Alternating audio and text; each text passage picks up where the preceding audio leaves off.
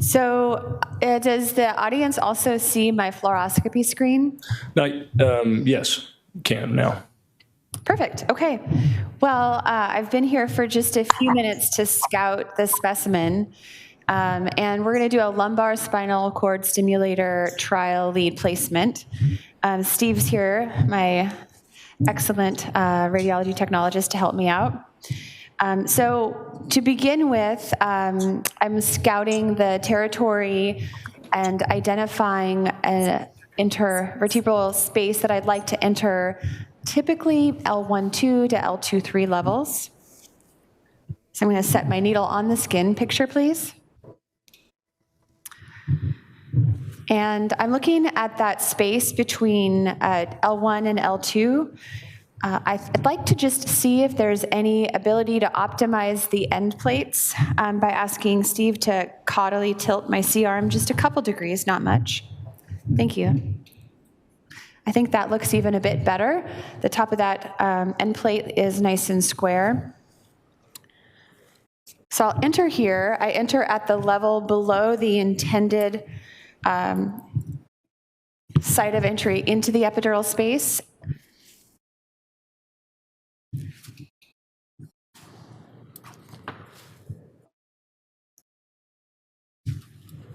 And I'd love to hear from you, Doug, if there's anything that you would adjust in your technique.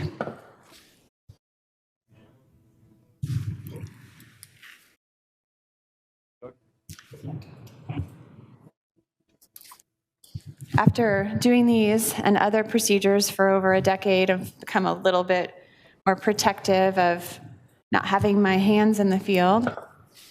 So you see me using a long needle driver. Picture. So I believe I'm just going to be cresting over the lamina now. And in my technique, what I'll do now is rotate to a contralateral oblique view.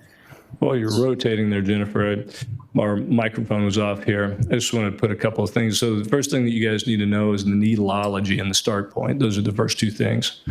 So they're different. The spinal needle is different than a TUI. The notch in the TUI is the same side as the opening. The blunt side is designed to go in like this. Exaggerated form of a TUI needle is called an RX2 Coude needle. Oh, no.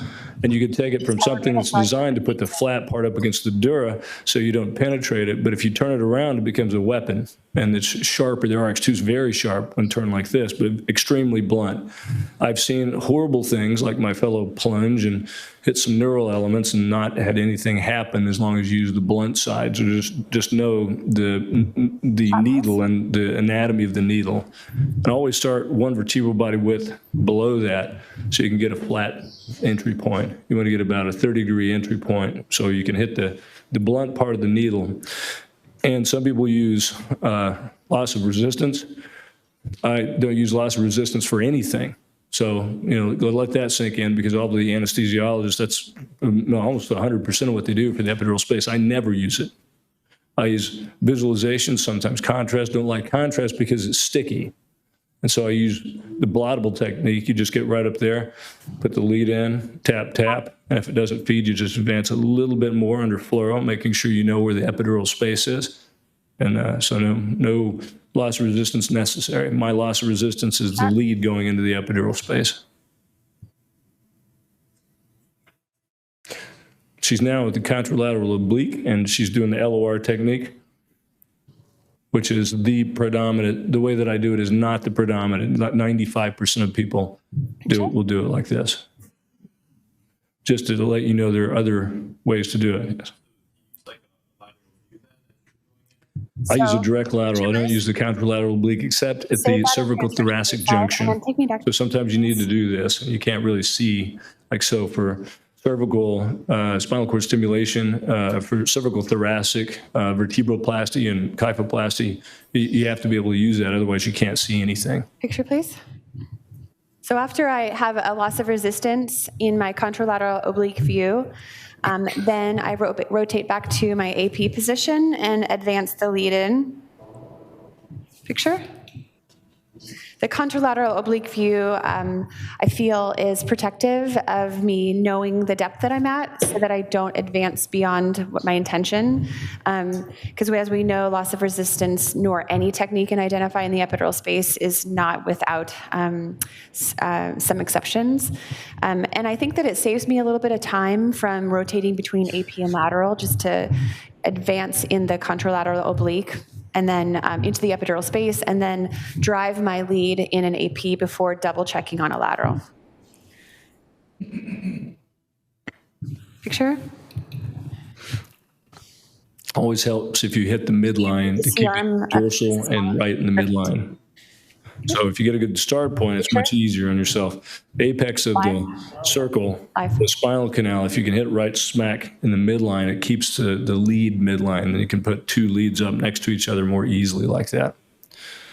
Then once the first needle is in, you usually use a second needle with the second lead, and you can get depth and direction and everything off the first technique, so it's faster. So I, in my trials, have developed the practice of using a 16 contact lead. I don't always or even usually use a 16 contact lead at the time of my implantation, but for the trial, I feel like it's valuable because there's so much territory that I'm able to cover and really assure myself and the patient that every option within conventional neuromodulation has been tried in that special week. I usually use 2 octrodes. Can you go up just a little further, please? Neither what I'm again. telling you and what you're seeing, neither which is right or wrong. It's just different ways of doing exactly the same thing. Live, please. Thank you. So this is, I'll count in the end, but I believe this is entering now vertebral body 9. And middle of 8, but I'll count to be sure then at the end of the case. So we'll come back down to our AP of the initial position again. And that lead is steerable. You can, it has a wire in it. You can exaggerate the steering capability by bending the wire more. Go ahead. So this is, if you take a quick, can you see this is a Coude needle.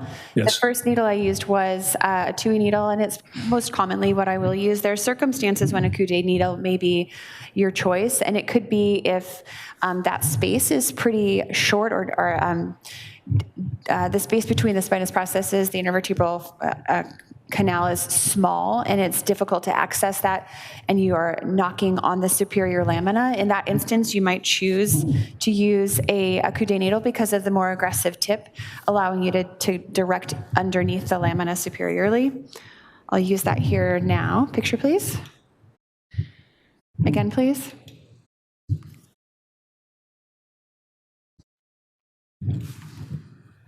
So anytime you need more directional capability, this is a great needle to have in your armamentarium.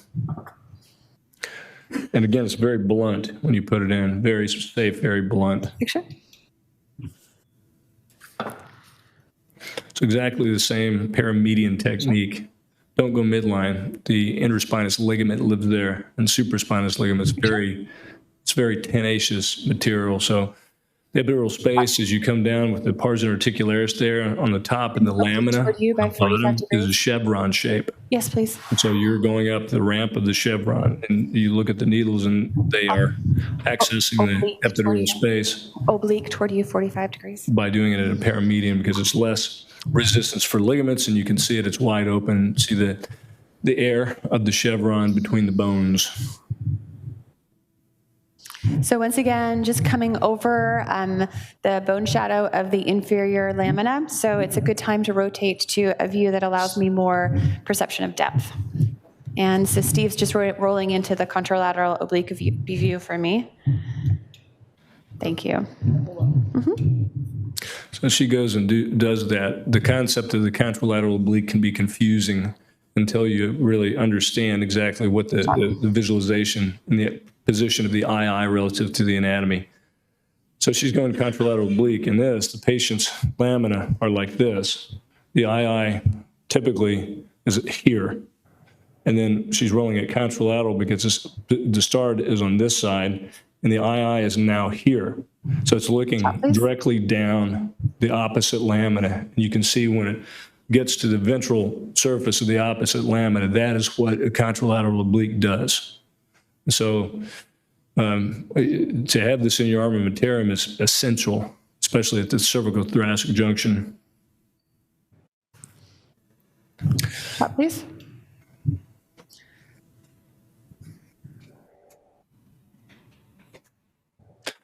And in the trial, you can put it like this on either side of the spinous processes. Whenever you put a permanent implant, think about where the wires will be placed, where they'll be tunneled to the IPG side. I usually put the IPG and Groenfeld's triangle, top part of the flank. And so if you want to have two, if you're going to put the IPG on the right, you probably need a start point with two of the leads from the right, so you don't have to tunnel over the top or through the spinous processes, especially in patients that are thin. So just kind of pre-plan your permanent implant. So that lead wanted to dive into the right gutter. It seemed that was what was going to occur there. So the advantage of this Coude needle at this moment with a more aggressive tip bend is that I can use that to steer the lead, rotating my bevel into the direction I'd like it to travel. Live, please.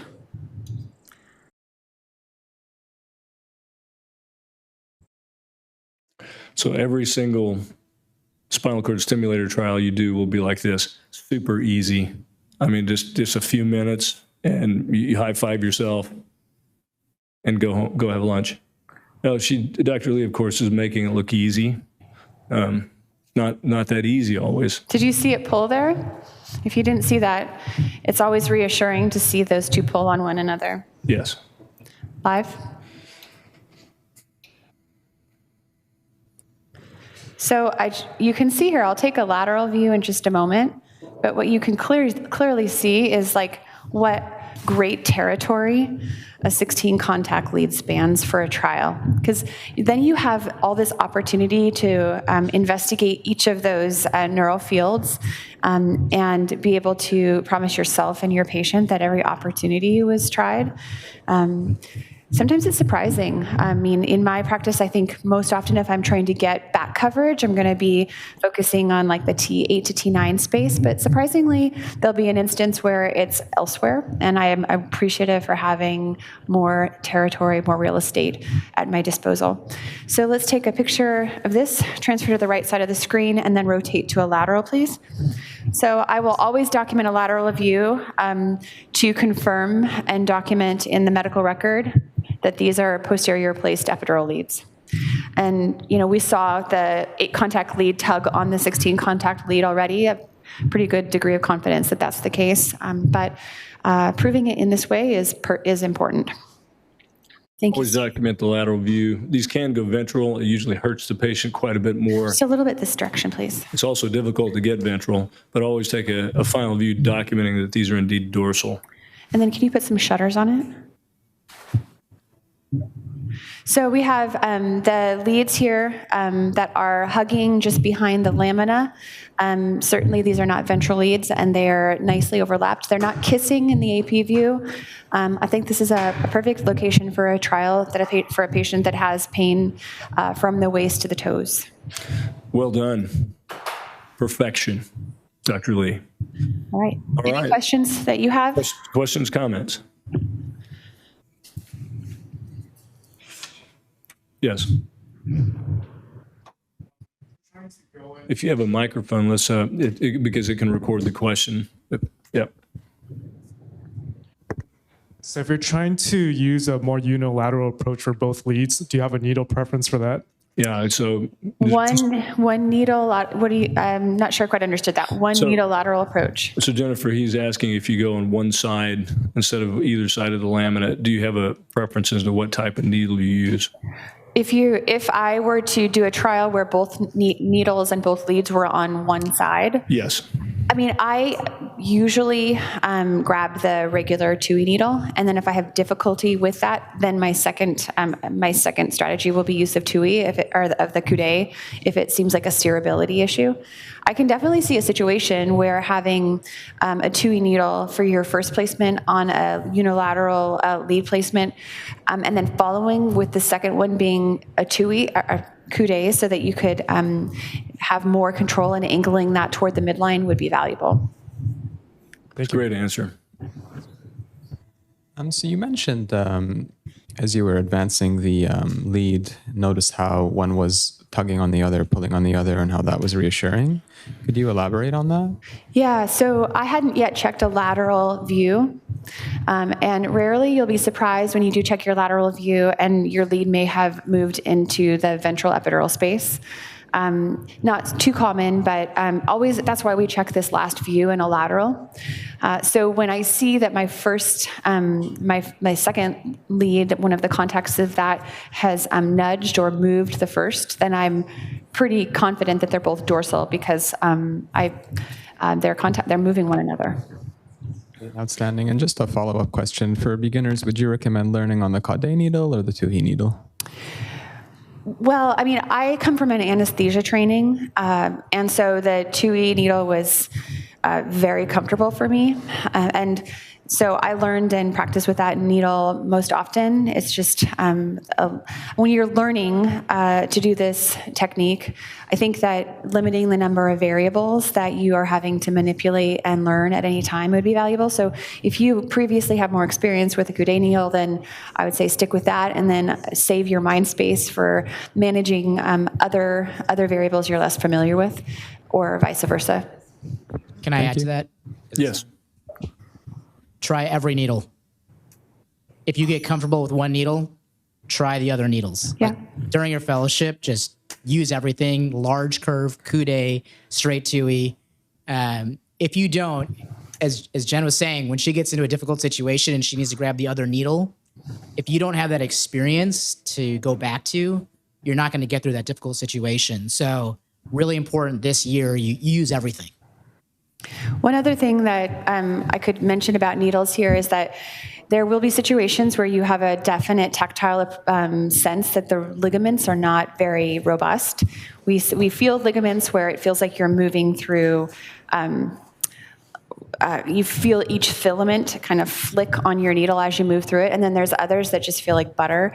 And if you have a sense that you're not secure in where that in the density of the ligament, one thing I will do is rotate either my coude or my 2E into a lateral view so that the aperture is lateral and the cutting of the fibers within the ligament would be less of an issue, so that if I did for some reason have a dural puncture, it would not be slicing so many of those ligaments within the flavum.